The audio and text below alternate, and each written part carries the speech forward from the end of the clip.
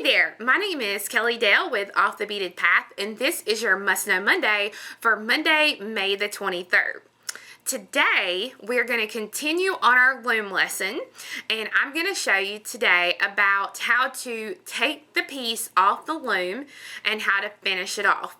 And as I told you last week, I didn't think the pattern would work out, and sure enough, the pattern didn't work out. So you're going to get to see one of my boo-boos this time. So let me get the camera angle turned, and I'll show you what to do at this point. So here's my finished piece still on the loom, and I've loomed all the way up into the bar here. You can tell it didn't work out right because I've got 3 stripes on this side, and I've only got part of one and a little part of another one. So that's not hard to fix actually on the pattern before you guys would actually get it. But anyway, so here it is. The first thing you want to do is you want to get rid of all your extra threads that you had as you were weaving. And that's just weaving them in and out like I showed you last week. I'm actually going to leave this end thread because I'm going to square stitch a couple of more rows on this. And I will tell you why once I get those done. But this is going to be super easy to take off the loom. All you have to do is pull out the peg on this first side, and then put your little peg back in there. Always keep your pegs in there so that's their storage. Take the clear side, the little clear back off one side, and you're going to hold the bead piece and pull the bar, and you're going to pull it until it slides out just like this. And always put your bar back so you don't lose it. And then I'm going to do the same thing on the other side. I'm going to pull the clear piece off, slide this off, and I forgot to pull it out of the peg, so I'm just going to take that out. So now my piece is completely off of the loom, and I'm done with that part. And I'm going to get this out of the way here. So now what I'm going to do on this end is I'm going to square stitch a couple of more rows on here, and here's why. When, excuse me, when I put this on my wrist, I'm going to need more for my wrist. Normally, I like to use these findings. Gosh, this is so hard to get this right. I love my other camera better. Okay, so normally I like to use these endings right here. These are by the Bead-A-Line Company, and these are slide connectors, and they have a lobster claw and an extender chain on them. So normally I would use that on my piece. It would slide on the end, but I can't use this because this is going to be not long enough for the width that I've got. So I'm going to have to use a different kind. These are by the Beadsmith Company.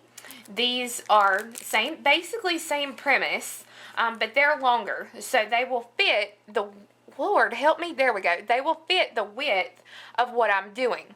So I'm going to go ahead and square stitch a few more rows, and then I'm going to show you how we connect these little ends. Now that I've got it off of the loom, you're going to have one thread on each end left. And this is the actual thread that we started with, and you can see your little threads here are left, but they're just little loops of thread, and this is from where we took it off the bar. So the first thing I'll do is I'm going to take this one thread that I have left, and I'm going to stitch it through and get rid of it. And I'll actually go ahead and I'm going to stitch it through the second row and then the first row. And you'll do this on both ends.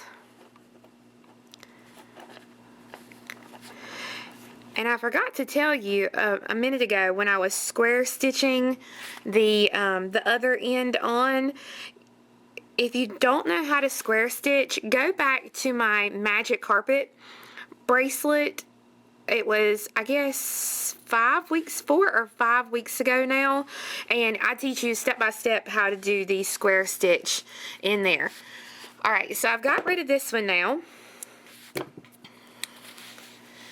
And if you look on this end, I square stitched my end so you don't see, except for right here, you don't see where I stopped looming and where I started square stitching. Anything you can do on a loom, you can do as square stitch. So that's just a FYI. Now that I've got rid of the thread, I'm going to take my little tube here, and the great thing about the tube, if this is specifically made for size 11 delicas, but I'm not using size 11 delicas, so I used my tulip awl and I stuck it in here, and I got the ends open a little bit more on each end by taking it in and kind of opening it like that. Then I took my round nose pliers and I stuck them in, and I started working down, wiggling like this to make the opening a little bit larger. And this will allow me to be able to thread it over the last row of 11s. And the great thing about this is that your little threads that you have left over, those little threads are going to be hid up inside the tube. And you have to work them in there. There we go. So I've worked them in there. There we go. And now, the thing I love about this brand, the Beadalon brand, on their tubes, is that the tube is already closed on one end. And so when you slide it, it's a softer metal, so you're able to close this side with your finger. These, you have to actually take and grab a pair of flat nose pliers and bend this little piece down over the end. And you gotta work and get it flush. There we go. Okay, so then I'm gonna do the same thing on this side. I'm gonna grab a hold, make sure that bead's in there,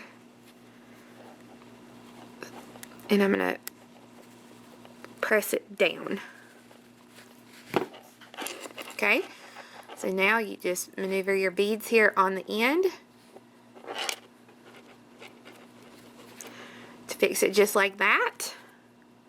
Okay, and now for this specific one, I'm going to go ahead and I'm going to use each of these little loops, and I'm going to attach a magnetic clasp to these loops. So this one will actually have two little clasps.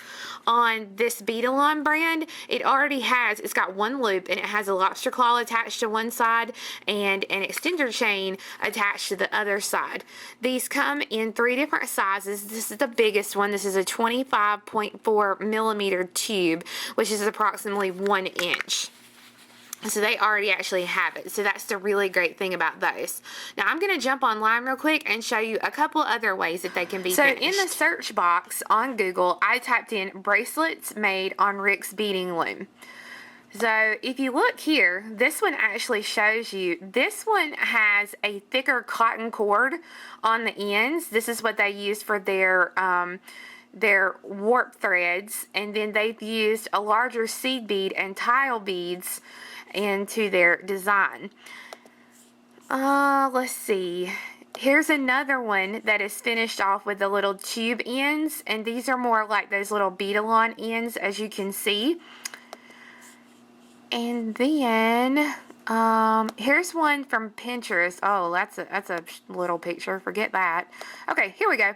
Here's another one, and you can actually see on this picture that the findings on these, now this one has a tube here, but these here, they don't have tubes. They're just actually come out from the end of the bracelet, and that's how they are done. So you can actually just do it like you normally would, you know, when you finish off a bracelet, and you would just square stitch a row on each end to finish it off like that. I'm trying to find some more here, but this will just kind of give you an idea of ones that you can make on the loom. And then, like, here's a different way. They've made a little seed bead loop here off the end, and then did a little beaded bead. So there's lots of ways that you can end the, see, and here's another one. Lots of ways you can actually end the pieces on the loom, but to me the tubes are just the easiest to do. And two, you get a lot of really good ideas. Like I said, I just typed in bracelets made on the Rick's beading loom. So it's a lot of fun. You can go to find out more about the Rick's beading loom. You can go to ricksbeadingloom.com. And he's got some really neat little things in there that kind of show you some different things that you can do with the loom and how to do it. This right here is what you would have if you were using a regular loom. You know, you can see here how many actual threads you have to deal with. And then, you know, on the Rick's loom, we only had those two. So I hope you enjoyed learning how to finish off your bracelets on the loom. It's a really easy procedure to do. It just takes just a little bit of time. But like I said, anything that you do on a loom, you can do in square stitch. So if you don't need a tutorial on square stitch, just go back to the Magic Carpet bracelet and you'll be able to see that. Now be sure to come back next Monday. It's going to be the last video in the loom series for this Must Know Monday. And I'm going to be showing you 2 different softwares that I really like to use when coming up with loom designs and peyote stitch designs. So I hope you have a great week and we'll see you next time. Bye-bye.